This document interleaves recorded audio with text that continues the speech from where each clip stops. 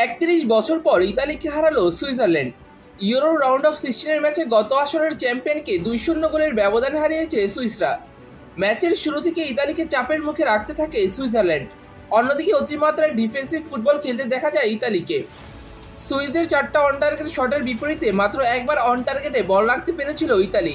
ম্যাচের 24 মিনিটে মিচেলের অসাধারণ থ্রু বল থেকে গোলরক্ষককে একা পেয়ে গিয়েছিলেন সুইস ফরওয়ার্ড এনবোলো, তবে তার শট আটকে দেন দোনারুমা। ম্যাচের 26 মিনিটে ইতালির ফেডরিকোর শট ব্লক করেন আকানজি। ম্যাচের 34 মিনিটে কাঙ্ক্ষিত গোলের দেখা পায় গ্রানিট সাকার দল। বাদিক থেকে রুবেন ভার্গাস বল বাড়ান রেমো ফুয়েলারকে।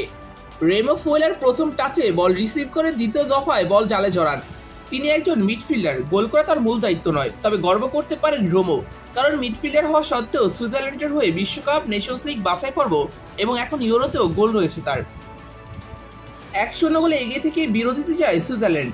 বিরতি থেকে ফিরে 27 সেকেন্ডের মধ্যেই 2 নম্বর গোল পেয়ে যায় তারা। রুবেন ভার্গাস শেষ পেরেক টুকে দেন ইতালির কফিনে। বাদিক থেকে অসাধারণ এক শটে বল জালে জড়ান তিনি। 1 গোল এবং 1 অ্যাসিস্ট করে ম্যান অফ দ্য ম্যাচ হয়েছেন তিনি।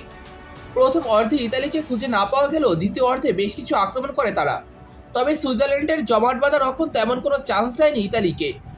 কিন্তু 51 মিনিটে নিজেদের চালেই ওন গোল করে বসেছিল ডিফেন্ডার ফাবিয়ান, তবে তার হেড ফিরে আসে বার পোস্টে লেগে।